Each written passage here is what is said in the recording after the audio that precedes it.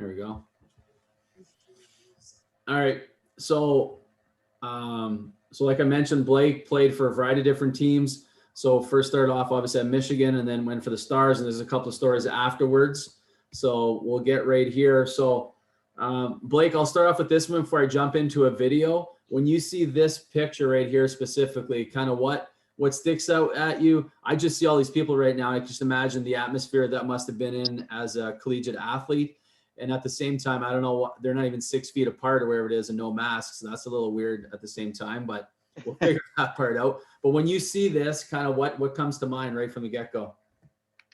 Well, the reason I showed this, and Arnie can attest to this as well, is so if you go right to left, we've got Billy McCall, 3rd round draft pick, Brendan Morrison, 2nd round draft pick, Jason Botterill, 1st round draft pick, Blake Sloan, nothing, Stephen Halko, 3rd round draft pick, and Marty Turco, who played, might be, I think, the winningest goalie in NCAA history yet today, and had a long, illustrious career with the Dallas Stars, in Chicago as well. So, to me, you look back on that and it's like, I was very fortunate to play with a lot of really good players that were very, very highly touted.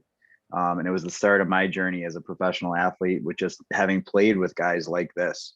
So I don't know, Arnie, if that brings back any memories for you, but guys look young, don't they? It certainly does. It certainly does. Brings back great memories. And I was right there with you, buddy. Zero round draft pick. 0 round draft pick. Yes, sir. Yes, sir. So I'll bring both of you guys here on the next slide here. I'm going to bring you guys both down memory lane here a little bit. So, and again, I want to show this, then we'll pause for a little bit of discussion, and I'll kind of go through a couple of videos at the same time. Just for our players basically at the same time too. Again, we're talking about like, these are players and kids that are looking for post-secondary education. They're looking, the collegiate route, possibly for baseball, those types of things. So it's just more the atmosphere you're in, the guys you become so close with and close knit. You become a family. You become part of a culture, part of a program, not a team. I would say that's what I kind of say is like, we're not really a team, we're a program, right? Where it's bigger than us type of thing. And I think you guys both live this. So let's just jump into it.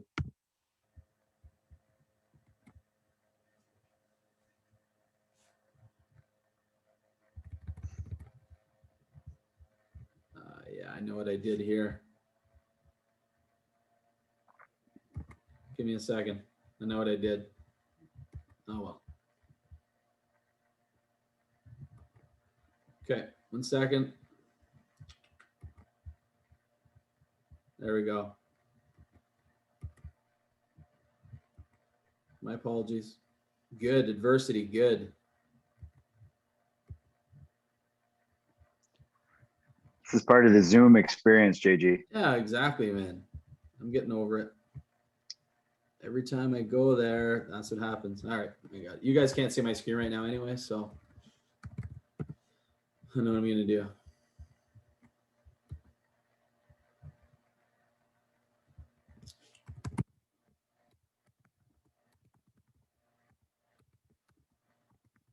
I put it in, I didn't put volume because I was trying to do 2 birds with 1 stone, so that's what I screwed up on. Good, a little adversity. All right, we're good to go now.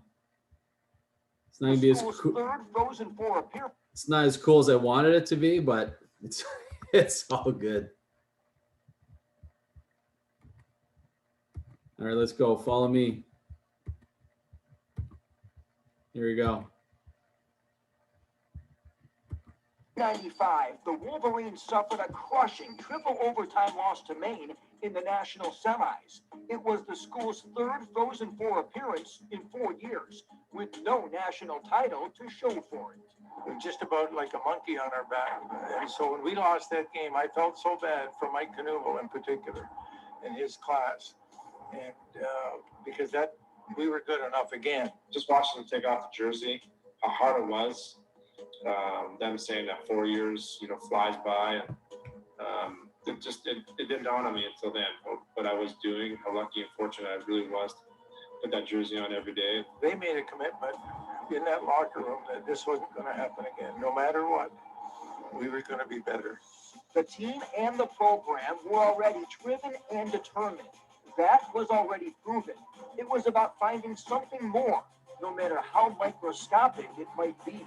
For the seniors, anyway, it was do or die time, right? I mean, we had 3 unbelievable teams at 3 previous seasons and came up short. I think it can go one of 2 ways. One, you can get frustrated and get down, but that's not what happened with us.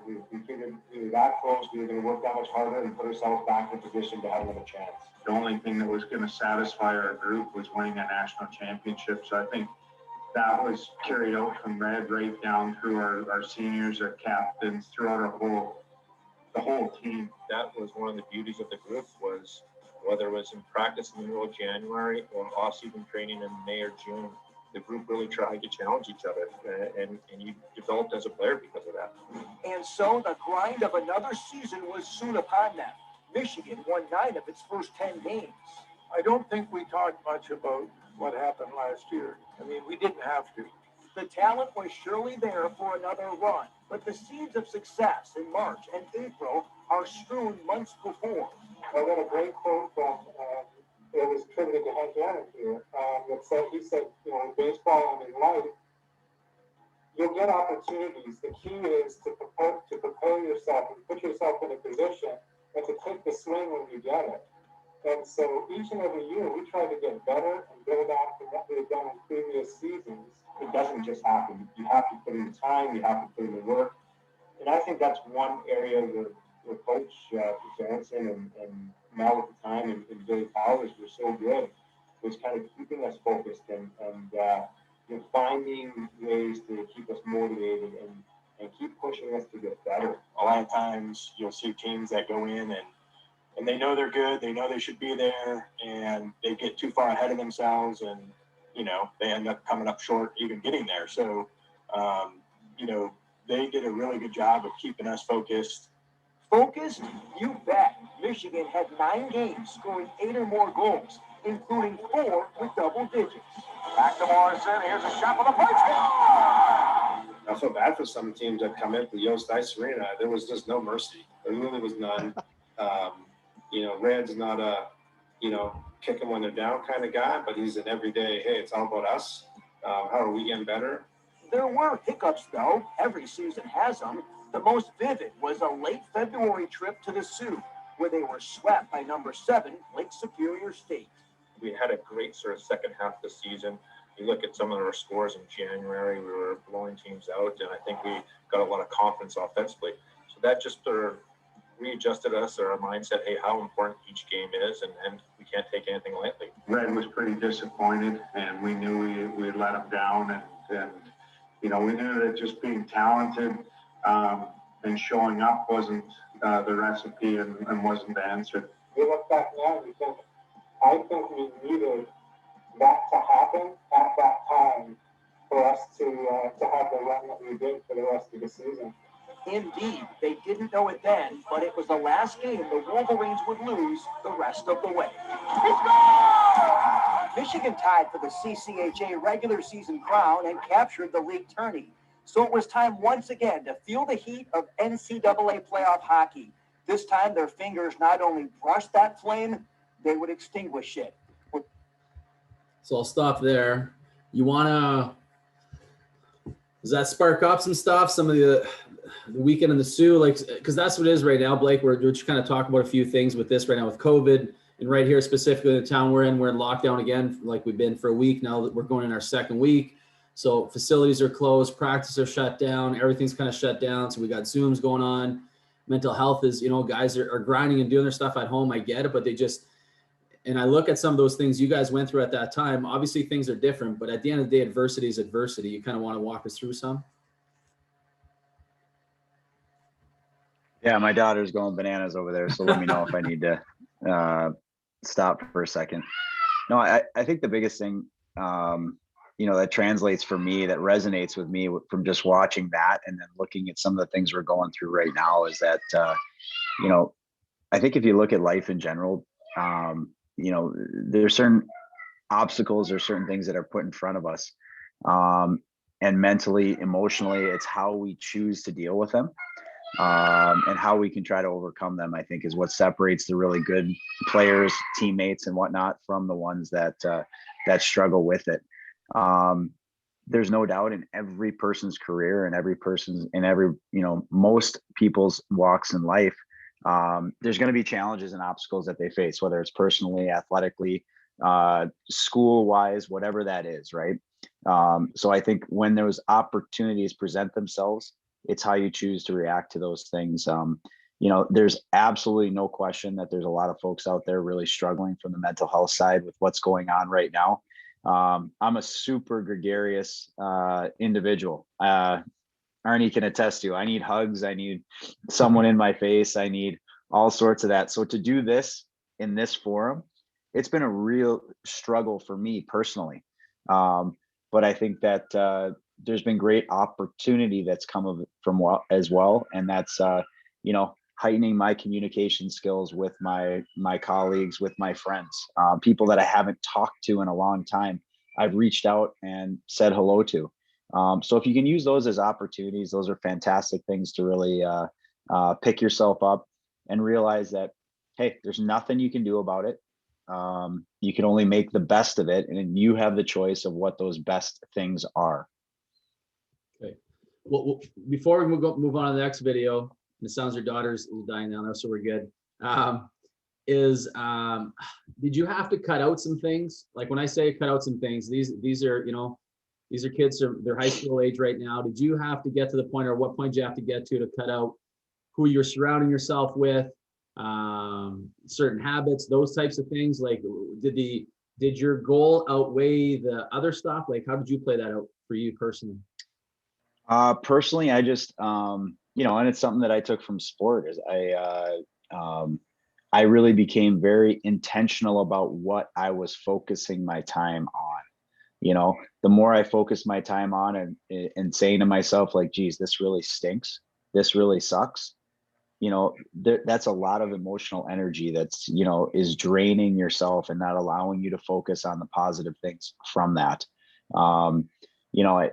I'm a guy, I love to work out still. It's one of the things that grounds me, and I dedicated that time in the mornings, and I just knew that I told myself, I said, hey, we're going to be shut down here for a while. I said, I'm going to dedicate that time every day to getting my body and my mind right, so that I can be there for my family. I can be there for my friends. I can be there for my work colleagues. So again, choosing what you are focused on. And that is a very difficult thing to do. And you have to train your mind, JG, as you well know, in order to do that in a positive and impactful way. Nice. Perfect. Okay, good little preview here. Let's get going back down memory lane for you guys here. I got jacked up and I wasn't even there. Part 2, here we go. In the regional final, the maize and blue face over the line. Bears Monterey at front. With a successful regular season behind them, the Wolverines were ready to launch another postseason run. The mood of the team, urgent. I just remember that this is our time. Like, this is our time, and we need to act like it. We need to prepare for it, and we need to do it. Michigan was in a familiar situation, dealing with dueling emotions, confidence and nervousness. Combination of both, it's the last hurrah, we've been there 2 times before and had come up short. So there were nerves, like, man, this better not happen again. But then there was also, hey, we know we're the best team out here. It did feel different. Billy McCall was, I think he was MVP of the regional, just playing for 1 game. He was man on fire. We have a lot of great players, but Muck's just how he was laser focused. That is the one thing about college, is when you're playing these single game knockouts, you have to be ready from the start. In the regional final, the maize and blue faced Minnesota in East Lansing. To fully understand what happened next, you need to know Michigan had been outshot 13-3 in the first period and was trailing 2-1 when Mike Lang pulled off what ESPN dubbed the coolest hockey goal ever scored. It's a goal!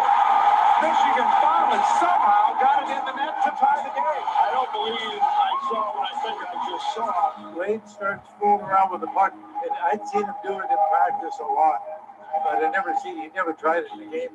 And we all knew, the players knew right away he was going to do it, and it worked. Well, when it worked, it just loosened up our whole team, and we became a better team the rest of the way. To me, the real beauty in that goal is, yes, it was such a skillful move, but just the time of the game, we needed a boost, and Mike came through with us in clutch there. Liger did it every day. People just think it was a fluke, or they're like, no, man, he did that to me, and I had to shoot pucks at him and slash him and time to stop doing it because he'd score on me at will. It changed the whole complexity of that game, and certainly gave us an air of confidence moving forward. It was a weird feeling in the sense that one, nobody really knows what happened. Like, even when you go back and watch the video today, it's priceless, the reaction of the referee. You know, is it a goal, is it not a goal? But I mean, that really seemed to give our team that little extra that we maybe needed. Michigan went on to win that game 4-3. After reviewing the video, then assistant coach Mel Pearson gave the boys something to ponder. He said, that was a great goal, we'll never forget it, but I hope that's not the highlight of our season. 5 days later, they faced Boston U in the national semis. There was a lengthy delay at the start due to a mishap with the ice. Rick Bancroft, our trainer, was running around the building in Cincinnati trying to find some kind of snacks and food for our players to eat because we were, our pregame meal was about 1 o'clock in the afternoon. The guys were even hungrier after the puck was dropped, executing a near flawless game plan in a 4-0 win. We didn't pull up at the end. The first period, I think we had shot them 19-9. BU came at us hard, but when they did finally get through our defense, and they got a great chance on Turco. Turco stoned them, and it was like, oh, they have no chance. There was no thing back then. We're like, we're good, we're ready, we're here to play, and we did. We took it to them from the first drop of the puck to the last buzzer, and that right there. You want to say, was there a special moment? I think that was the game. The Wolverines were now just a day and a half away from a date with #1 Colorado College and a shot at the national title. So before we go to the show, what's it like right now? So you're kind of setting things up for the finals now, basically. What's that transition like? What are practices like? What's the talk like? What's the buzz like? I just remember that obviously the Minnesota game had a real special moment in it that just was the catalyst into that Final Four, or as they call it now, the Frozen Four. But that BU game, so you play the 2 games in the Frozen Four there, JG, and that game against BU, against arguably one of their best teams in probably 20 years as well. It was like men against boys. Like it was a varsity team against a JV team. It was a bantam team against a squirt team. And it was so impressive how everyone was so dialed into that game. I mean, we had a delay of about 2 hours before that game. Didn't phase a single player. Like it was like, we're here to do something. We're here to make this happen. And as everyone knows, there's a routine and a preparation that goes into any sport. So you get thrown off your routine and anything.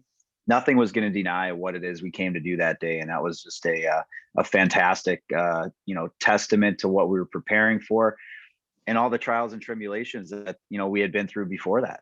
So. Yeah. And that's the thing, right? So the adversity of, falling short. But what is it like to be around a group of guys like that, everyone's pulling their own weight. They're going through the trenches the same. There's no, I'm assuming there's no shortcuts, that type of stuff. Cause I'm assuming at that time you're being held pretty responsible if you are taking shortcuts, because it affects everyone in their, like you said, their mission, their goal. I played in a lot of teams after Michigan, and obviously quite a few before in baseball. I was a pretty heavy baseball player until before I went to Michigan as well. I think your eligibility is all up. I can't take you, man. Sorry. Sounds good. I don't think you'd want me anymore, JG. Trust me. but yeah, but I think my experience at Michigan was kind of the foundation of what I came to realize is what it means to be a team and to have that culture that, you know, you guys are trying to create, that I've talked to John about. And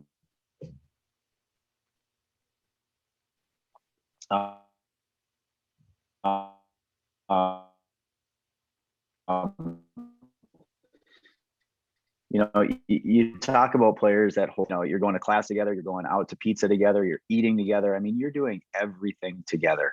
And it's a beautiful, beautiful thing. And I can't express, you know, the championships that I've won post college don't come close to the ones that I had in college, just because of those friendships and those relationships that I've had with, you know, not only my classmates, but guys that I looked up to, like John. So That's awesome, man. That's awesome. Okay, let's go to the show, and then we're going to dive into some picks here. All right. Here we go.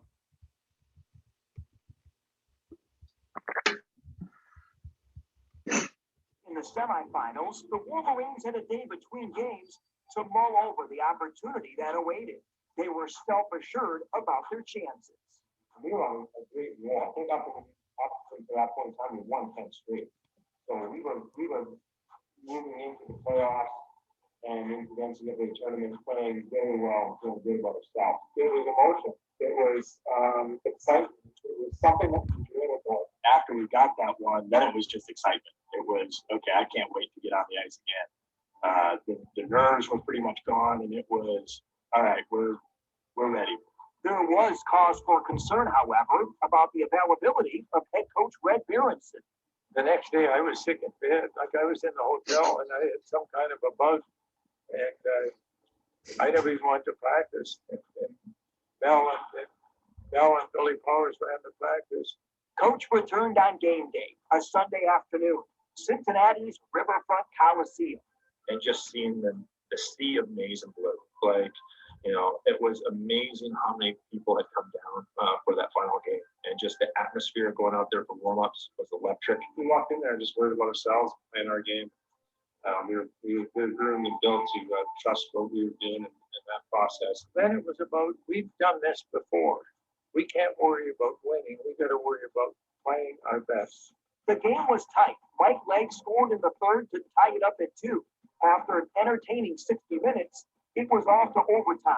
3:35 in, a moment that would sparkle as one of the greatest in program history. Shooting on a I shot 5-4, and obviously made a really good save. And then Brendan's coming in, and the puck's flying there, and I'm like, oh, this is unbelievable. You know, I know he'll never miss from there.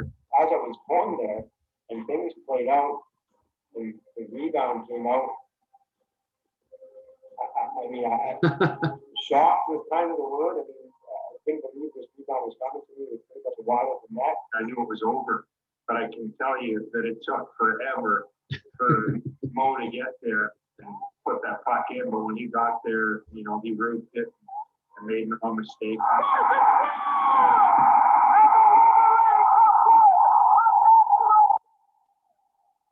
Instant pandemonium ensued. It ended the school's 32-year national championship run. You just go down. Greg Malky, my partner, you know, we found each other, you know, right away. Everybody jumped on the ice. It was like I had to make sure it really went in, because it had been so difficult to suffer all those disappointments. When it went in and we looked around and said it really went in. No issues, no replays, no penalties. Sort of the net at first, it's like, this really happened. Like, is this real? Or and then I remember Harold Schwab coming off the blue line, and I could see the bench and everybody wrapped.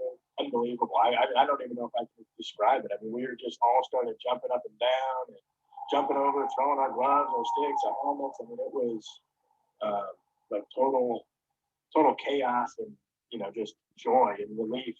It meant so much to them, and to do it for this coach. It was just an amazing experience.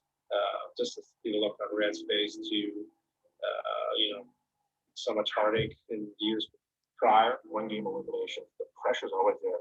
There was never a situation where you He was always in control. And yes, I'm sure there was a huge sense of relief when that puck went into the sixth. But leading up to that, he was always in control behind the bench, and we fed off that. In the aftermath, Morrison, the tournament's most outstanding player, was interviewed on the ice, and he displayed a maturity well beyond his years. I can't believe he had the wherewithal to say this. But he said, this game is for all the guys that played at Michigan that never got a chance to win a championship. That just glued our program together for the next 20 years. That team, so talented, so driven, so unified.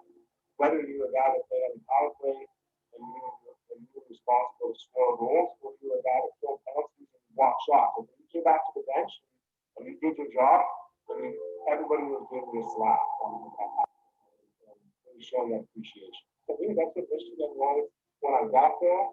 That's what I tried to leave it as when I left in '96. Is the goal can set high. Can you meet it? And then can you push it higher? Because that's what we demand at Michigan. I feel so blessed and fortunate to have been such a small part with those guys and with that staff. It's just awesome. Several of the guys mentioned meeting the 1964.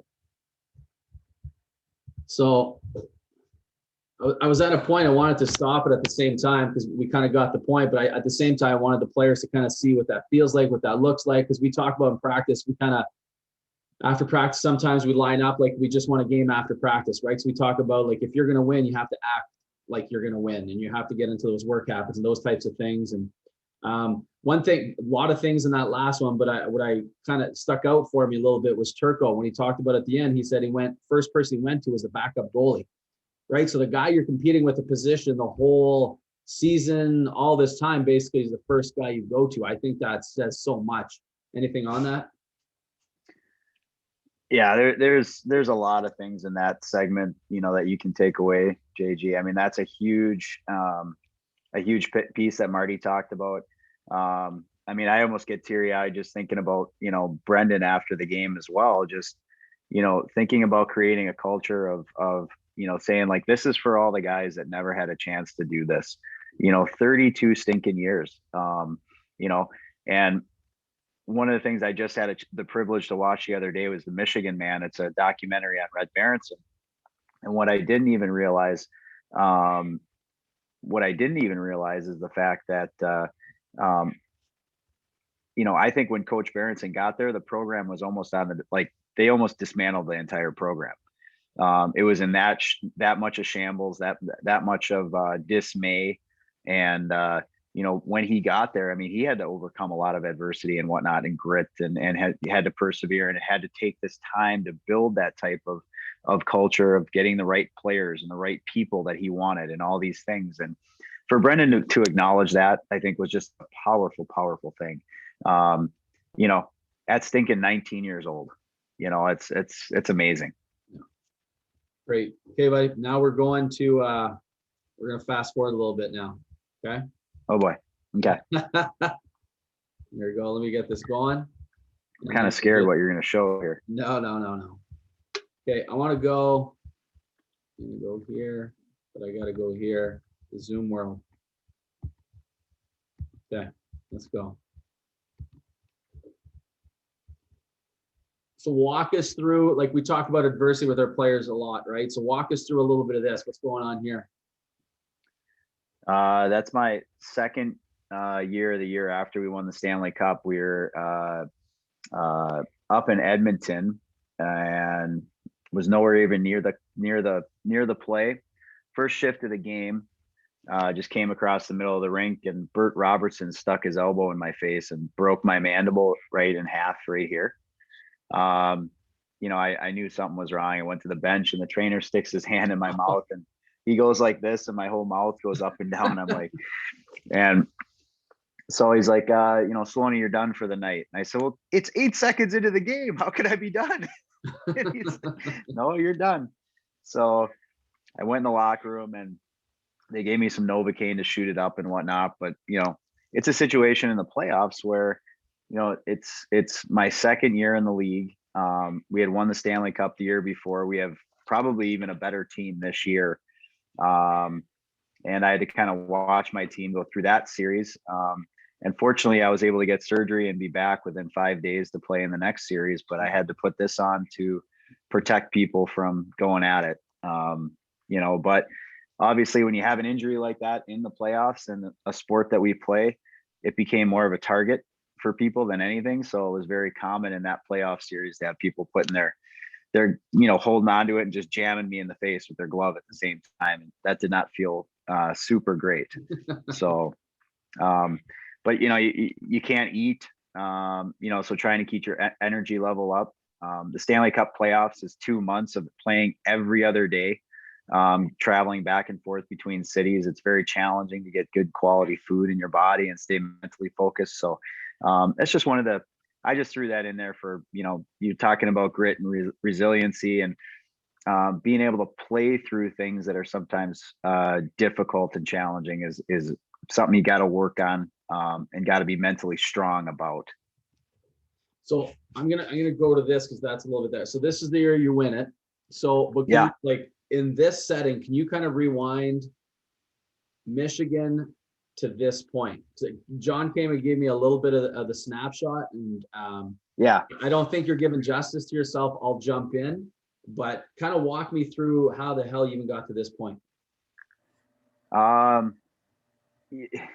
Yeah, the story of it is actually pretty freaking crazy now that it's very challenging to describe it, to be honest. I graduated from Michigan. We got beat out our senior year and, didn't win a national championship.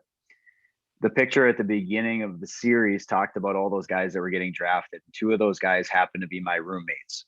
And one day in the spring, I'm coming back to the house and, everyone had agents at that time, and the agent was sitting in the house and he said, I had always talked to him because he was always around and he was kind of helping the guys get situated for their post-career stuff. And he said, Sloaney, what are you going to do next year? And I said, I'm going to go teach. And he said, well, can I, would you consider playing if I could get you a job? And I said, that'd be fantastic. I'd love an opportunity to play. Heck yes. And I said, I can't pay you anything. I don't have any money. And he goes, just, if you make a team, then we'll worry about you, getting some money for me to pay. It's not a big deal. I always want to take a dark horse. So I said, hey, I can be a dark horse. Sure. Whatever you need. So lo and behold, I waited till August and finally, I'm like, I called this guy and I'm like, am I going to be playing hockey? I'm training all summer, doing all this stuff. And he says, hey, I got this great opportunity for you. And I'm like, okay, lay it on the line. I'm excited. I'm ready. Let's go. And he's like, well, I got you a tryout contract for the Houston Aeros in Houston. And I said, okay, sounds good. And he goes, well, the bad news is they've already got 7 guys that are already signed down there. And they have 14 other defensemen that are coming in to try out that I know about. And I said, okay, is this my only option? And he's like, yes, this is your only option. You can take it or leave it. So I'm like, oh shit, hell yeah, let's go. So I went down there, ended up, making it through camp. I lived in a hotel for about a month and a half.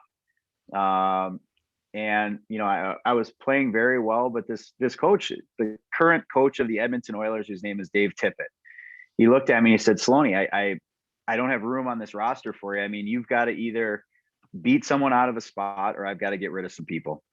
And, I don't know that I can keep you.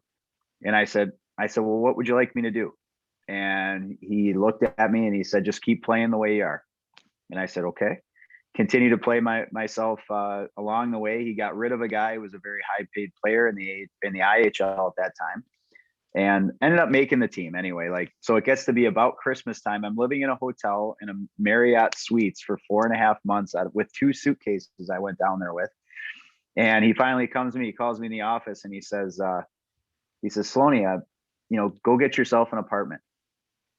And I remember him looking at me across the table and I'm like, and I get this dumbfounded look on my face and he's like, this is the point where you say, this is great news, Tip. Thank you. And I'm like, and he's like, what's wrong with you? And I'm like, well, I don't have a car. And he's like, well, you need to go buy a car. And talking to him at this point, and I look at him and I say, Tip, I haven't gotten paid. I'm getting like per diem. I mean, he at the place, they're giving me $52, every other day. And he's like, you need to get a car, because the guy from the hotel was driving me on the shuttle bus every day. His name was James. James and I became like best pals. So Sloan, let me just pause you for a second. Like, yeah. And you just lived that. You're just kind of telling a story like, that's a grind, man. That is a grind. How many guys would have just said, I'm not staying in a hotel. I'm not going to, there's 14 guys coming down that you know of. Guys, coach telling you ain't got a shot, just keep doing your thing. Your best friend now is a guy who works at the Marriott who's shuttling you around. No, but seriously, man. Well, and think about, at that time too, pro hockey, everyone, thinks it's this glamorous lifestyle, and it's wonderful. Don't get me wrong. But at the same time, you get done, you get up and go to the rink at 8 a.m. You come back at 12:30 and you stare at your 4 walls in your hotel room. And you're like, what the heck am I going to do now? Yeah. What can I do for the next basically 12 hours to keep myself from going crazy and thinking about the next day? So anyway, so he tells me to go get a car, and I say, Tip, I don't have an opportunity to do this right now. And he's like, if I gave you an advance on your first check, would that work? And I'm like, I literally I was like, oh my God, that would be amazing. And so he looks at me and he goes, well, he opens up a drawer and takes out like $3,000, and he says, here's basically your next 2 months of salary. He said, don't leave. He goes, you're gonna pay it back. And I said, so this guy was taking a leap of faith in me. He realized I had just gone through this journey. And to this day, he and I are very close. And he's one of my huge mentors in this whole journey. So anyway, so that I make the team and I have that first year, and halfway through that year, he comes and taps me on the shoulder and he says, Sloaney, you got to come play forward. And I'm like, what the hell are you talking about? I haven't played forward since I was 10 years old. And he goes, well, we were in Las Vegas, Nevada. There was one guy who was, doing some shady things the night before and wasn't performing. There was another guy who just got in a fight, and we had 2 guys that were injured. So he's like, I don't have enough forwards even up here right now. He goes, you got to come up here and play a period. I'm like, all right, let's go. Sure. So I go up there and I play, a really nice game, he thinks. And he comes to me after the game and he's like, Sloaney, you should be a forward. And I'm like, what are you, insane? And he's like, no, I think you could play at the next level playing forward. And I'm like, yeah, sure. So for about the next 4 months, he's got me playing forward. He's got me playing D. Sometimes it's like in the middle of a shift. He's like, Sloaney, go play forward. Come back, play D. And I'm like, so finally I was like, time out, man. I just said, Tip, you're not getting the best of me. Like, you got to at least tell me maybe before the game if you have an idea of where I'm going to play, because it's really hard mentally to make that shift. And he's like, okay, fair enough. I got you. I'll tell you before the game. No problem. Well, that lasted about 2 games, and he comes to me. Yeah. So we finally got a little understanding going, and the one team, the Dallas Stars' farm team, was coming down. And at this point, guys, I hope you realize that I am literally just, I'm making about $300 a week. I'm having the time of my life. I'm just playing hockey. I'm literally preparing my resume to get a teaching job at this point. I'm just preparing for life after hockey here. And so this team comes in to play a weekend series against us, the Kalamazoo K-Wings. And Dallas drives into Houston to watch their guys play. And I have a good season series. I'm like, Monday morning, we've got a day off. We won the games. It was awesome. I played forward the whole weekend. I had a blast. And, went out and celebrated on Sunday night, and get up in the morning. And what you do in Houston in in like February, March, is you go to the golf course. So no cell phones at this time. I've got my golf clubs on my shoulder, and my agent calls me and he says, Sloaney, what are you doing? I said, Kurt, I got to go. I've got a tee time. And he says to me on the phone, I'll remember it to this day, is he says, well, you can't go anywhere. Bob Gainey is going to call you from the Dallas Stars. And I'm like, why is he doing that? And he's like, well, he wants you to come to Dallas and play for them on Wednesday night. And I'm like, I'm like, and what, freaking tape their sticks? Like, what are you talking about? This team at that time was like 52-8. Like they had guys like, Hatcher, Zuboff, Eddie Belfour, Brett Hall, all these, Mike Madonna, Jamie Langham. I mean, star-studded lineup. And he's like, well, for some reason he thinks that you could help the team. And I'm like, okay. And he goes, well, would you go for an entry-level contract? And I'm like, well, honestly, let me talk to Tip. Like this guy who put his neck on the line, gave me $3,000 like 8 months before. And so I went over to Dave Tippett's house and I talked to him. I want to pause you again. Sorry, I want to pause you again. Because again, it speaks to you as a human being, where I can just imagine throwing the bag, say, I'll be there Wednesday. And your first reaction is, let me talk to the guy that put his ass on the line for me. So anyways, that just speaks a lot about you as a human being. So, okay, sorry, keep going. No, thank you. I owed it to him. And I also, our team at that time, like I was getting tons of ice. I didn't want to go to Dallas at this point and sit the bench without having an opportunity to do something maybe next year. And our team was also in the IHL. They went on to win a Turner Cup that year. They were 58-12 or something. They were doing unbelievable. And I went over there and I explained my situation, and Tip's got this, filthy mustache at the time. And he looks over across the desk at me and he says, Sloaney, if you're at practice tomorrow morning, I'm going to drive you to Dallas myself. And he said, I don't want to see you again for the rest of the year. And he basically kicked me out of his house. And he said, get out of here. So I left. I drove to Dallas and I played against the Edmonton Oilers on the Wednesday night.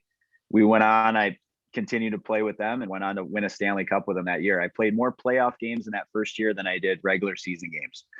So I played like 22 playoff games. And at the end of the year, I played 11 regular season games.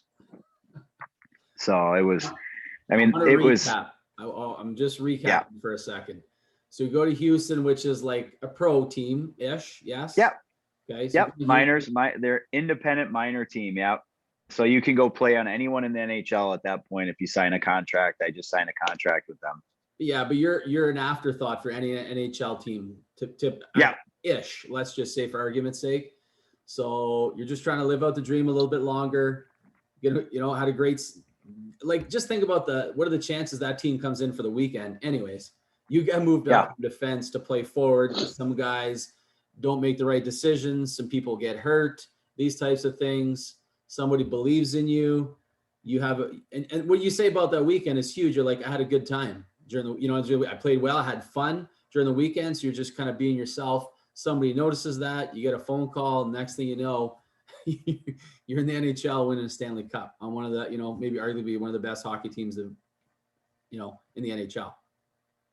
And the thing that it's still it's a crazy story. I don't know if I even do it justice, to be honest, but the thing that sticks out to me is the fact, like, I never once thought that it was even a freaking option, to be honest. Like, my dreams growing up was to go to university and get an education. I mean, that, using sports as a vehicle to do that. Like, that was what, if I got a couple chances to play at a pro level, like, this is what I was dipping my foot, toe in the water, having a blast and just enjoying that experience, right? Meeting a bunch of new people and all these things. One of the best compliments I ever received, though, from, the last team I was cut from was the Detroit Red Wings, and the goalie coach, I knew him from, my Houston days. He was there and he just said, Sloan, he goes, you're such a professional. And I took that as the utmost compliment, because I just said, I kind of looked at him. He said, you know what I mean by that, right? And he said, I know what I'm going to get from you every day. I know there's never a doubt, whether you're sick, hurt, feeling shitty, you had a tough time with, your family at home, whatever it is. And I think that just translates to the Houston story, and that you never know who's watching. You never know who's there. The sporting world in general is very small, especially the hockey world. I'm sure the baseball world is too. And every day, if you're focusing on doing something to get yourself better, doing something that's going to help a teammate, good things are going to happen. 100%. All right, man. I don't know how we're going to get the rest of these slides in, but let's go. So here, you know, like I look at these three guys, I'm like, just wow, basically, right? So what's Yeah. this to you? What's this to you? This is just, I mean, I look at these three guys, you know, arguably at this time, the three best hockey players in the world, and I'm skating on the same ice with them. I remember my first practice that day, you know, skating around the ice and taking a pass and going down and taking a shot on Ed Belfour. And I literally looked, I mean, this is a guy I grew up watching when I was a kid. And I looked up and I saw the Eagle mask, and I almost like skated into the boards without shooting.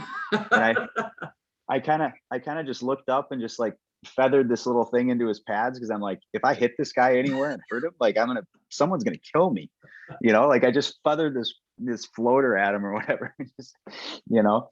And Eddie and I became very, very, very good friends. You know, I think because of our stories are very similar. Believe it or not, Eddie went to the University of North Dakota, undrafted, went to a tryout in Chicago, was there at the same time as Dominic Hasek. And Eddie is probably one of the best friends that I have from that team. Now, Eddie's a little bit off his rocker in a lot of different ways, but he did nothing but was tremendously good to me. In fact, I lived in his pool house. I got sent to the minors one time, came back. He said, Sloan, there's no sense in you living in a hotel. Like, come to my house. I've got plenty of room. Gave me an automobile to drive. Like, those are the kind of people that you look out for. And that, you know, he trusted me. He didn't trust a lot of other folks. But I look at, you know, I walked into that locker room for the first time, and the coping mechanism I had to have when I started playing in the NHL was that as soon as I looked at the jersey, I'm playing across from Paul Kariya. You know, I'm playing across from, you know, these guys that I've watched on TV. I literally, if I looked at the name on the back of the jersey, I would kind of just blank out and get freaked out. So what I did literally is when I played against other people, like the names on the jersey just became blank canvases to me. Yeah. Never looked at those jerseys, never even thought about it. I'm like, I got a name on my jersey too, you know? And I hope you friggin' remember it after we play. You probably won't, but maybe you will. I like it. So that's what, but you see these guys, I walked in, introduced myself, you know, and I'm like, I'm Blake Sloan. And, you know, Mike's like, I'm Mike Madano. And I'm like, yeah, dude, I know who the frick you are. You don't have to tell me your name, you know, like, hey, I'm Brett Hull. Yeah, I know who you are too. You know, I'm Eddie Belfour. I'm Darian Hatcher. Yeah. Hi, Mr. Hatcher. How are you, sir? You know, so like, that's just why I put that in here. Yeah, that's amazing. Amazing. What's this all about, man? What is this? So this was my, I would say this was probably what ended my career, to be honest with you. This was happened in Europe. Went into the corner and fractured my tibia.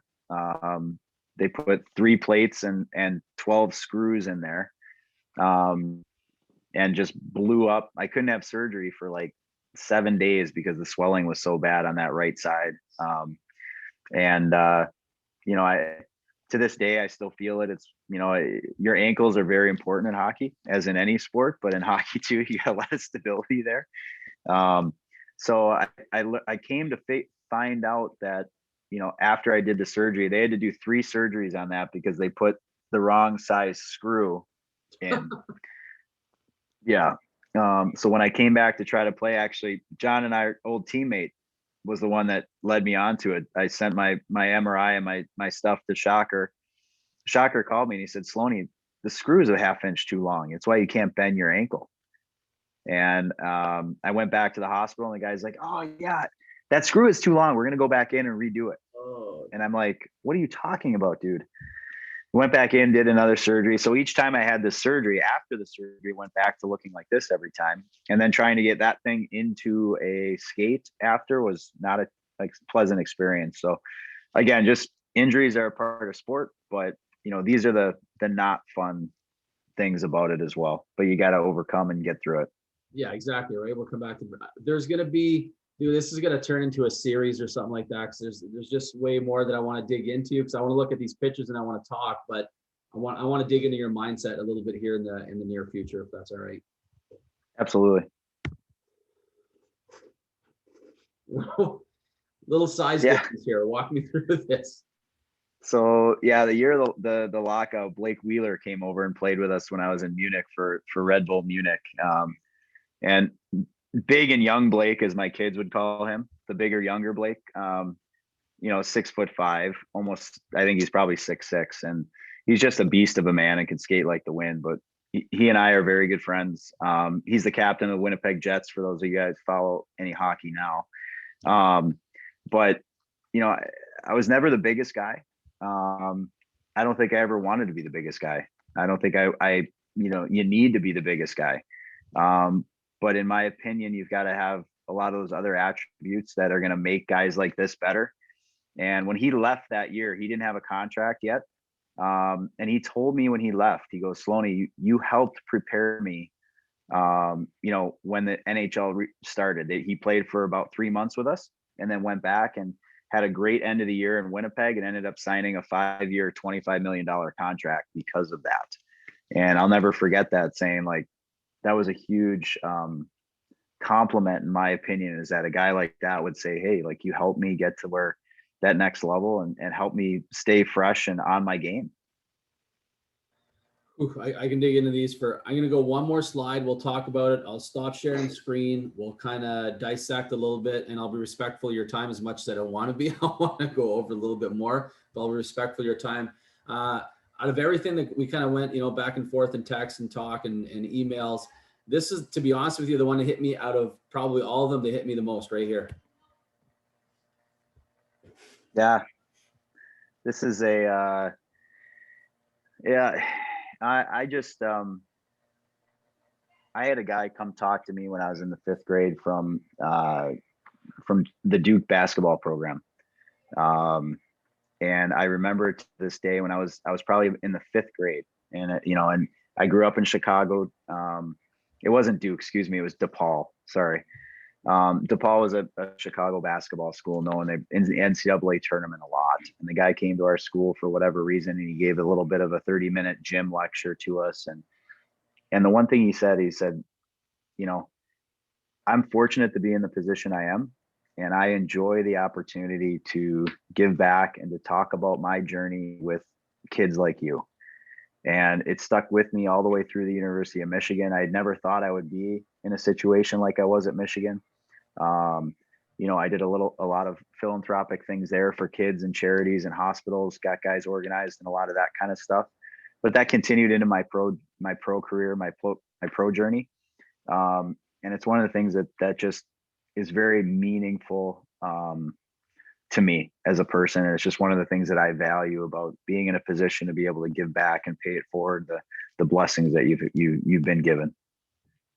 That's unreal, man. That's unreal. All right, I'm gonna break us back down here. If I can figure out Zoom a little bit more, which I can. There we go. Look at me like a big boy. Oh man, that was an emotional roller coaster. I seriously have to come down from that a little bit. It was just like I was here, then I was here, then I was here. I want to wrap up with maybe one thing, but like I said, if possible, in the not too far future, I'd like to circle back. And I really want to dig into what's going on between your ears at various times. But I'll pick this one for now. I'll use the Wheeler one for right now, because, we have some players on our teams that basically, I'm going to come back to size again. Okay. Cause you kind of give the comparison a little bit for size. So we got guys, sometimes they don't say it out loud, but I can figure sometime they have that chip on their shoulder, which maybe they should. That's up to them, about size and where they belong and so on and so forth. But they're also probably, the hardest workers on the team. What would you say to kind of some of those guys? And there's still some guys that haven't matured physically yet, right? Because they're still a young age group and they might sprout up a little bit later and those types of things. So they kind of sometimes maybe get lost with themselves and where do I fit in? And I can't throw as hard as this guy. I can't run as fast as this guy. These types of things. What would you tell those types of players? I showed up at Michigan my first day and knew one of the seniors from my dad's hometown in Ontario, Brian Wiseman. So I don't know, Arnie, if you know this story. I went down to Wiseman and Shields' house, and I tapped on the door, and I was going to say hello to Brian. And I had glasses at the time, probably like John's, right there, nerdy glasses. And I was 5'7", about 160 pounds. And our big goalie came to the door, and he opened up the door, and he didn't even introduce himself or anything. Didn't know who I was. He just turns over his shoulder. He goes, "Hey, Wise, your tutor's here." Oh boy. And I'm like, Steve, I'm Blake Sloan. I'm going to be your defenseman next year. And he looks down at me and he's just like, oh boy, I could just see the fear and terror in his eyes. Like, this guy's going to freaking protect me. Are you shitting me? But I think, the people that I've played with and played for and played against, I think would just say that, the work ethic thing is something you can't coach, you can't teach. It's just what you do. And I think the bigger piece of that, though, is how hard I'm going to work to make someone else better too, right? And you guys are playing baseball, you're playing a team sport. What can I do to elevate someone else, that I'm across from? What can I do to push them to be better today? And I think that's how, when everyone starts doing that, that's how you create great teams, and that's how you create great culture. And I'm really happy to hear that you've got guys that are struggling with that, because it's not easy. But I think not everyone is going to think that you're big enough or strong enough or fast enough or can throw hard enough. But you got to have that inner belief too, that, if that's what you want to do, you can't be, dissuaded or feel not motivated on those days. Like, every day that you feel lack of motivation is a day that someone else is getting better and passing you by.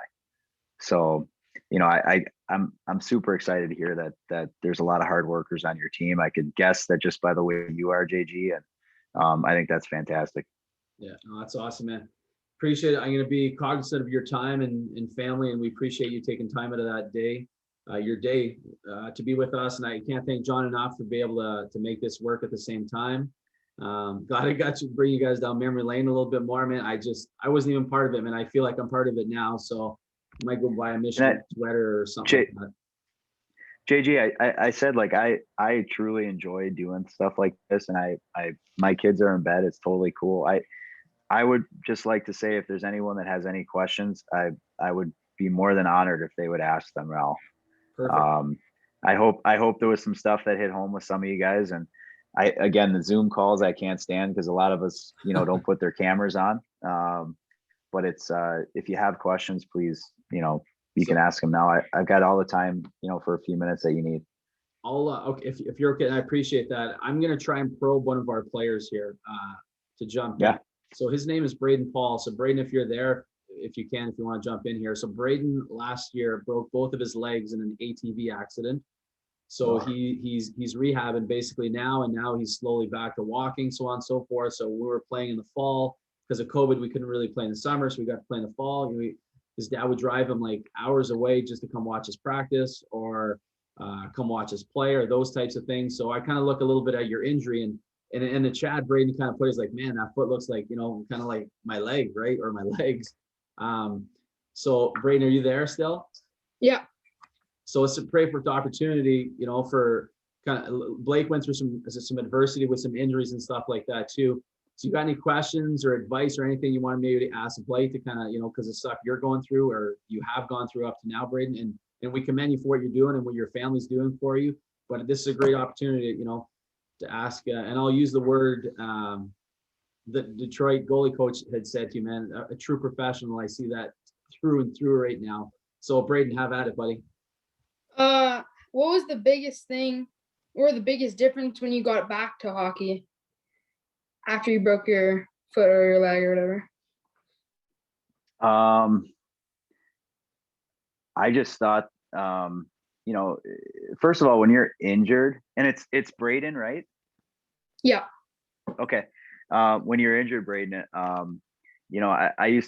say the quote, I don't know if anyone's ever heard this before, but you're not in heaven or hell at this point. You're kind of in purgatory. Like, you're in this in-between phase, right? You feel like you're a part of the team, but you're not. You're doing your own thing on the side with the rehab, right? So it's that, to me, was the most challenging part. And it was agonizing to me. My wife, will tell you to this day, like, when I broke my ankle, I was an absolute bear to live with. And, thank goodness she's still with me to this day. But because you just don't feel a part of it. It's like, it becomes a part of, baseball for me, hockey at the time is it's almost a part of your identity. But I challenge you to think that it's not a part of your identity, that core, from what I'm hearing about you right now, you're going to those games, you're supporting your teammates. That's so powerful to me. And I just think when I got back to playing, that relief and that excitement, I was almost, something that you love is taken away from you. So just look forward to the opportunity when you do get a chance to play again, which you will. How fun that is going to be, and the excitement and the newfound, I often found I had new respect for the game, new respect for my teammates, just because I wasn't there for a while, right? So. Yep. Okay, thank you. Does that help at all, sir? Yeah. Awesome. Thank you. You're welcome. So now I'll open up, and thanks, Braden, and thanks again, Blake, for answering that. Anybody else have any questions, either through chat? You can put them in the chat, or if you guys want to unmute yourselves and then have at it. I'm not a mean guy, guys. I'm just, I'll answer anything you want. How's that? Or you guys sleep? I'm going to jump in one here a little bit, Blake, because I get it. Like, obviously you went the hockey route, and we talked a little bit of baseball, and this could be a hot topic or not, but I still love having this conversation with whoever I can. At what point, because we still got a lot of athletes, and I'm a huge multi-sport athlete promoter, basically long-term athlete development. You got any input or saying on that? Because we got some players here that play high level hockey, and they're, and the parents too, they're trying to balance both sides of the equation. And anyways, there's a lot that goes into that type of conversation. You got any stake in the game, or you got any advice on that or take on it? Yeah, I got lots of takes on that, JG. I played every sport as a kid. I think sadly the landscape of things has changed. Everyone wants a piece of your time all year round, and it's sad to me to see it. I'm getting my kid that plays hockey is getting pulled in, soccer's all year round now, freaking, baseball, they're hitting in the dome all winter. And then if you don't do that all winter, you're quote unquote behind, the kids that are hitting in the dome and they're not doing other sports. I'm a huge believer in just developing that total, athletic ecosystem, and not just one facet. And the other piece of that is you've got different personalities and different characteristics of folks that play hockey, that play baseball, that do golf, that do whatever it is you're choosing to do. And I think for life skills in general, you can't underestimate how valuable those things are. Yes, I've seen it. I've been working with kids now developmentally in the hockey side for 10 years since I retired. And you'll see, right away at the beginning of the season, you'll see that kid that played all year just be a little bit of step above. But by Christmas time, 9 times out of 10, it all evens itself out. And what ends up happening is the kid that played all year, January or February, they're kind of like just tired of the grind. And the other kid just takes another step forward, and it's, it all evens itself out, So I know that's super hard for kids to understand at this juncture, but that's, the more you can do, the more different things you can do. I just think the better. Well, we talk about it a little bit too, and I think it's harder for parents. Like, obviously, like you talked about, it's a financial thing now, and then it's time commitment. And for some, and for me, we've had players. I had a kid a couple of years back that got drafted in the OHL, and then he was trying to do stuff with us with competitive baseball, kind of going back and forth. And I was just like, hey man, when you're ready, you're here. We respect that. It's not like you're at home playing video games or anything. You're grinding out. You're part of the culture. You're part of a team. You're part of the process. You kind of go with it. But I like the fact that they're hearing different voices, right? You're hearing, like it or not like it, you're getting to hear from your hockey coach, your soccer coach, your volleyball coach, your high school sports, whatever you get into, or those types of things. You might pick something up from them you didn't like, you appreciate something a little bit more. You're using different muscles. I don't know. I just, like you, man, I'm a huge fan of it. But I guess it's going to get to a point, obviously, where decisions are going to have to be made, but it doesn't have to be, 10, 11, 12, 13 years old. Anyways, my opinion. I think you've got to have a strong you gotta have the strong coaches that believe in it, you know, that you're playing with. And then you've also got to have that strong parental, because, you know, the parents that are on the call, I don't know if there are any on the call, but, you know, there's a lot of pressure, peer pressure, to do those things on the side. And it, you know, again, I just go back and talk about, you know, as a parent now, I've got to just say, hey, what are the values that I, as a family, that we're going to adhere to? And you got to stick by those, right? So We've got a couple guys who are lined up for questions here. Dwayne, let's go ahead. You jump in first, and then Johnny, you're up next. Hey, how's it going, guys? Hey, Blake. I'm totally just I'm basically Zoom bombing this call. I'm a good buddy of JG's, and he said that you were going to be on. So all right. I thought I'd check in. I played hockey as well, and a little bit in the minors. Okay. But just looking at you and kind of knowing a little bit of, I remember you playing, obviously, and then, you know, nowadays whenever you hear a name, you Google it and check it out and see what's going on. But obviously, you played, you know, a very long career and stuff, and looking at just what I'm seeing, and what I'm hearing, that I feel like the style of player you are, you brought a lot more off the ice than you did. Obviously, a lot on the ice, but just being a team guy, and like you talked about, just being a pro, like that is an unbelievable compliment. Someone says, you know, you're a good pro. But how important is it for these young guys too to kind of think about that part of the game? And I mean, sometimes that you hear about all the time in the NHL, those glue guys, those guys that get another contract because they're such good guys as far as bringing the culture to the team and kind of leading by example, things like that. So I think a lot of times when you think of baseball, basketball, soccer, hockey, whatever it is, you're thinking of scoring goals, making the big plays, defending well. And a lot of times we don't think a lot about being a good person, you know, just like you were talking about just now, but developing good people, maybe not going to that extra training session, having dinner with your family, you know, being a good teammate, all that kind of stuff. So how important is that for you in the longevity of your career, as far as just, you know, being a good teammate, helping guys like Wheeler? Like, that's, you know, that story in itself as well is super impressive. Well, I just think it's paramount. You know, I would say it's 90% of why I played for 17 years.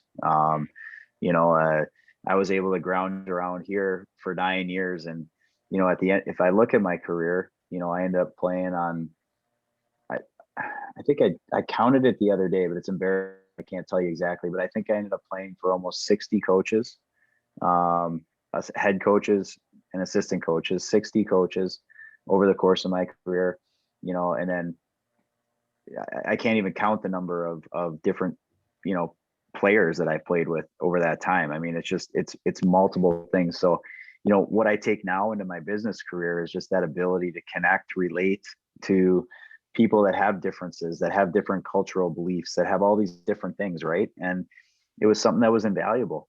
But, you know, going back to the main point of you know, being the good teammate is, I'm going to tell you guys one thing, that I was never the best player on any team I played on. I was never even probably in the top 10.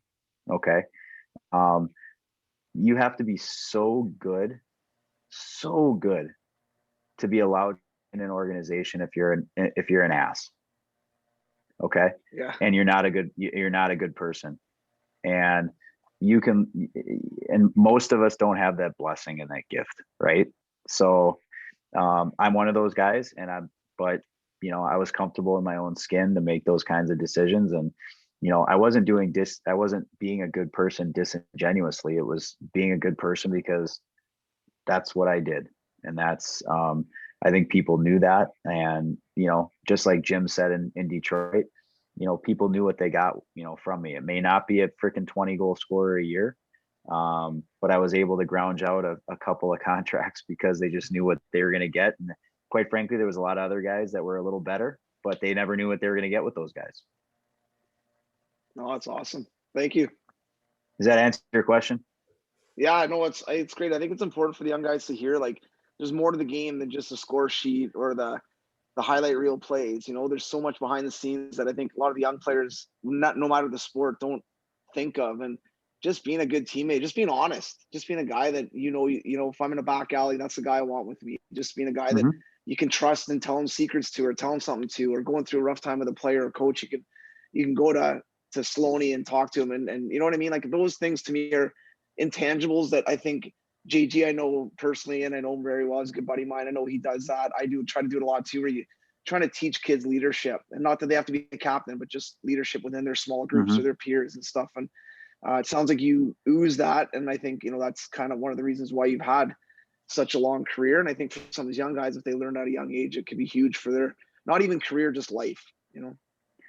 So you mentioned leadership, which is huge, Dwayne, and I've played on all these teams, and I've played for great leaders and mentors, and it took me until a year ago, and I'm 46, guys. So like, it took me a long time to realize this is, the definition of leadership in and of itself. I used to always think it's just this positive wake that you leave behind, but you got to remember that there's also a negative, leadership that's involved. And do you want to be the type of person that's going to, cause waves in a positive way or a negative way? And I think that if you think about that really intuitively, it's a really challenging thing for a lot of people to really digest and understand. So, if you think about that, as leadership is positively influencing others, like that's good leadership. But there also is that component where you have cruddy leadership and you're leaving that negative wake behind as well. Yeah, no, it's awesome, man. Thank you. That's great. I just want to jump on, John, before I let you jump into your question. I just want to jump on, like you talked about, like over 60 coaches, and a little bit what Dwayne's talking about, over 60 coaches, God knows how many players, those types of things. And like everything else, you're going to have coaches that you saw eye to eye with, you respected, you go through a wall for, others not so much, those types of things. And again, I'm assuming that's kind of what kind of put your makeup on, right? Kind of helped you build, I guess, a little bit at the same time. 100%. All right, John. 100%. John, I want to hear what John has to say. I gotta let him go. I'm yeah, like right. pulling a pit bull here. Oh boy. Well, no, first of all, Sloan, I just want to thank you for coming on. I mean, that your story is even more compelling than I recall it. And even when telling it to JG, I don't even think I did it justice. So thanks very much for sharing that story. I really appreciate it. I do think there's going to be significant value for not only the kids, but the coaches in what they had to say. My question, I mean, Dwayne took a lot of my question away, so thanks, Dwayne. Appreciate it very much. So I'm gonna wing it just a little bit here.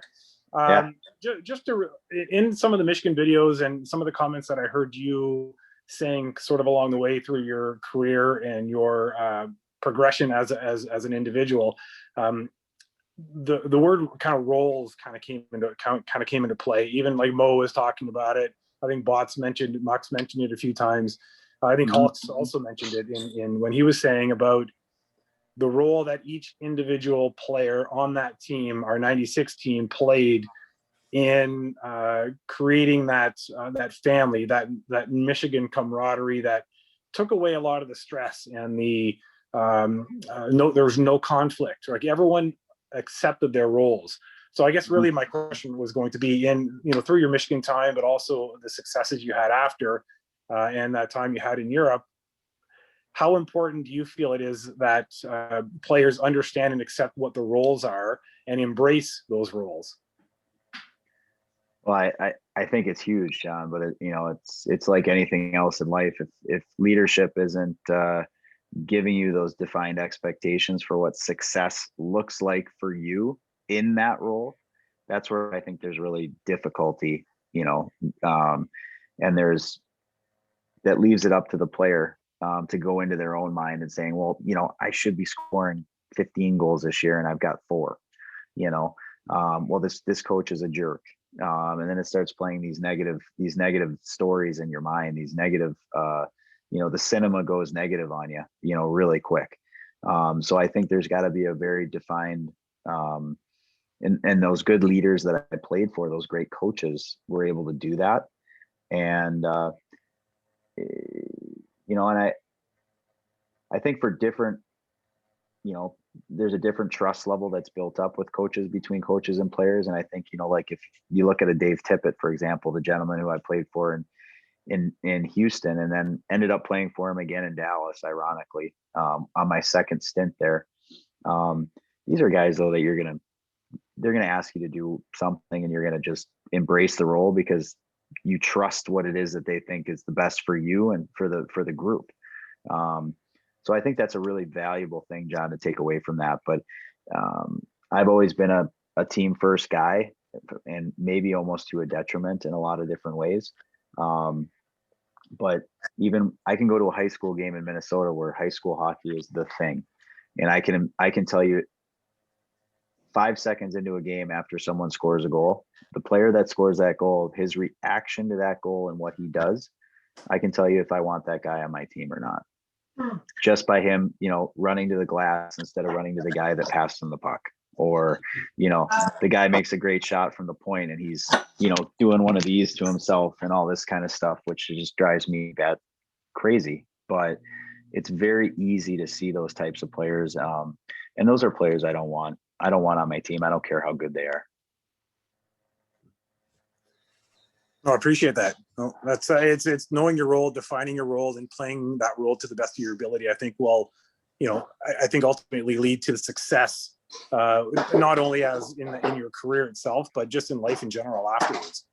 Yeah, 100%, 100%. All right. Thanks, man. JG got wild. He got scratching his head there. I don't know what happened. I'm just mind blown, man. Like I don't know, man. To me, this is gold. This is all gold. If I'm a kid on this team right now, and like I'm an adult and a little bit of maturity, and I'm soaking this stuff in. I don't know, man. If this kids are one ear out the other, or for one they're going to hear a sentence or a word or whatever the case may be. And I can't go back in time. It is what it is. But I wish I would have had these conversations with people just to kind of.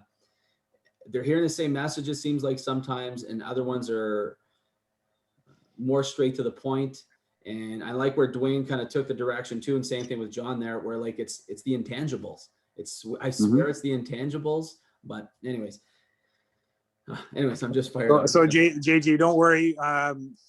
Sloan, next time you're in Ann Arbor, I owe JG a trip down to Michigan, and we'll pick up Dwayne on the way by because he's down there, and we'll fully immerse him in the culture. That would be I don't know if you guys want that or not, but that would be good.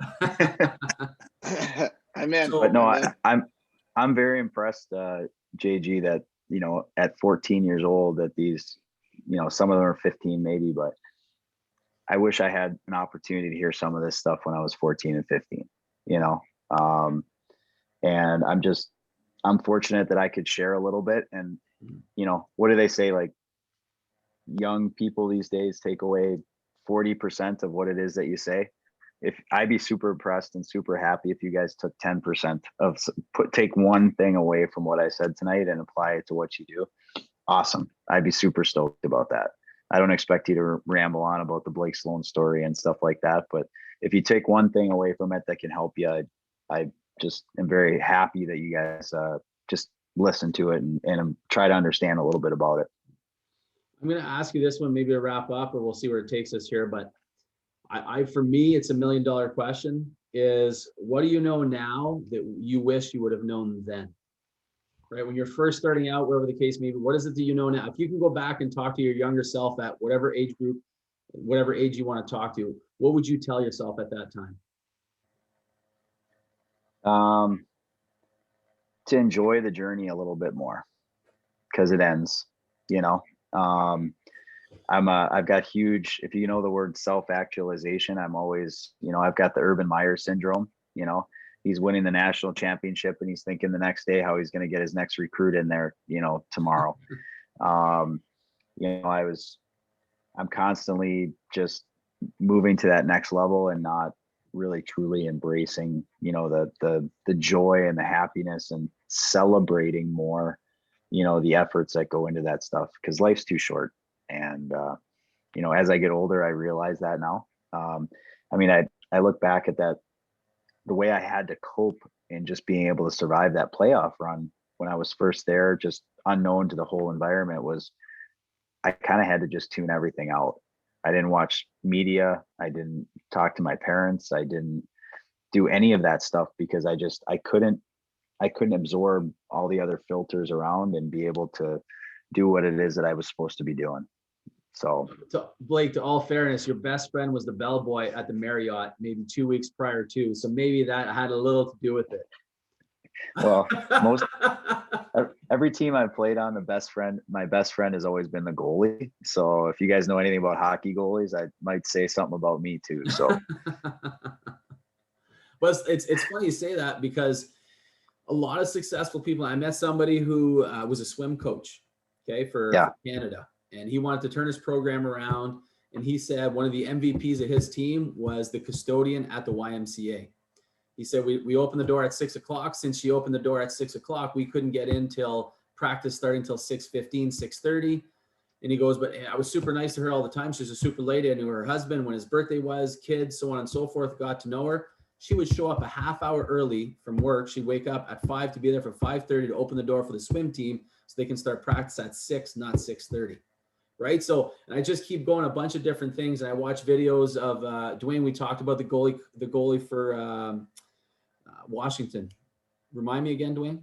Oh, Holtby. Holtby. So I'm watching a video on Holtby about his routine, so on and so forth. And I think it's just things, because I'm really into the mental part of the game of all aspects. But I'm watching Holtby. If you watch on YouTube, check it out, his routine, blah, blah, blah. The guy he asks to get into a room, because he wants to be in a room by himself in the whole place, is the security guard. His best friend's probably the security guard, because his security guard knew what room was empty at that time of day that he can be alone to go through his mental performance routine, basically, right? A custodian, a security guard, maybe a goalie, maybe they go along the same route, but it's like everyone's a piece of the puzzle, man. Everyone is a piece of the puzzle. It's not the guy in the first line who's wearing the C necessarily. I'm not saying they're not, but everyone is a piece of that puzzle, man. I don't know. Can you talk to that? I'm not better than you can. I mean, just, I think what I heard there mostly too is the routine and the preparation that goes into things. Everyone's going to be different in how they prepare for certain things, right? Everyone's going to be able to absorb as much information, but being self-aware enough to understand what you can and can't, adapt to. That's why I had a super specific ritual. Most people would call it superstitions, but it was just a ritual that I just prepared and, got in order to get myself to be the best that I could be each and every day. Right. And if I wasn't the best I could be every day, I was doing my teammates a disservice. Right. So I have to dig into it. You started it, so I have to dig into it right now. So I'm going to go back. You're with a Stanley Cup run right now. You said you kind of funneled everything out and people talk about superstitions and all this different type of stuff. I got to know what your routines were. Cause I try and tell the guys, basically your routine is going to be your go-to when shit hits the fan, and shit will hit the fan. That's a reality. What is it that you went to that was kind of consistent for you? And like I said, people call it superstition. I don't think they're superstitions. They're what you need to go to. Cause if you don't have something to go to, like when shit hits the fan, you're done. Well, a lot of my friends during a lot of that stuff would go to things that weren't super good, right? Whether that's going to the bar or doing things that probably aren't great for your career. To be perfectly honest, what I did, I started reading. I was an English major in college, so I started reading tons because it was my way to shut my mind down and develop it into something different, and get my mind out of what get outside of myself for a few minutes. And at the end of the day, you know what? I'm not that big of a freaking deal. And you know what? If I was -4 and you guys score against me, people are going to wake up in Australia the next day and not know about it. So I can laugh at myself a little bit now. And that's another thing I would tell myself is, freaking laugh at yourself a little bit. It's okay. I learned to do that better as I got older, but in college, I would get mad. And there were times, I should have just said, that was a really dumb play. You dumb E. Because it would have allowed me the opportunity to just be mad at myself, be done with it and let it go, and then you move on. You learn from it and go. So. Dwayne, you got anything? You're jumping at the bit. No, I think it's super, super valuable, man. It's a lot of really, really good information, Blake. And I know you probably it's your life. So it's not necessarily a big deal, but the messages, they're layered over layer over layer, which is huge. And for the young guys that are listening, young athletes that are listening, I think like you said, if you can take 10% away from this, I think it's huge. And there's so many, so many good pieces there that are awesome. So, because I think most of us as athletes, we fall into that not being the high end guys. We fall into being the third, fourth liner or a little bit down the bench on a ball team, right? Really, I mean, Yeah. Those guys, like we look at the NHL, we look at the MLB, those top end guys, they're like the 1% of the 1%. So, you know, there, how many 50 goal scorers on a hockey team? 1, 2 max, right? So there's a lot of other guys that make up those teams, and there's a lot of opportunity to become one of those guys if you aren't afraid of hard work and putting in some of those intangible things you talk about. So I think it's it's awesome, man. This has been really, really cool. I appreciate it, Dwayne. Thanks, man. You're welcome in Ann Arbor anytime. That's not all I had to say. That's all I had to say. Yeah. That's all I wanted. I just wanted an invite. Well, no, JG, if there's another group at any point I can help with, let me know. I'd be more than happy to help out. So that Zoom thing kind of got crossed up. So we're missing, like, honestly, 30, 40 kids here that need to, like, I'm recording it. So but it doesn't give it justice, man. They need to kind of to be both feet in, but I am grateful for those of you that stuck around. I see some of the 18U guys kind of stuck around. Some of the 16s jumped in. I appreciate that. I know you guys got tons from it. I know we're going to talk about this not only tomorrow, like this summer, in the fall, and kind of continually. So Blake, again, to kind of put a bow tie on it. Much appreciated for your time again. John, again, thanks for the hookup. Dwayne, thanks for your insight at the same time and dropping in. I know you're busy as hell too. So let's all get back together, hopefully in Ann Arbor, but if not, on another Zoom in the near future. Well, hey, good luck to you all, guys. I just really appreciate you listening. Take care, everybody. See you, man. Thank Bye. you. Thank you.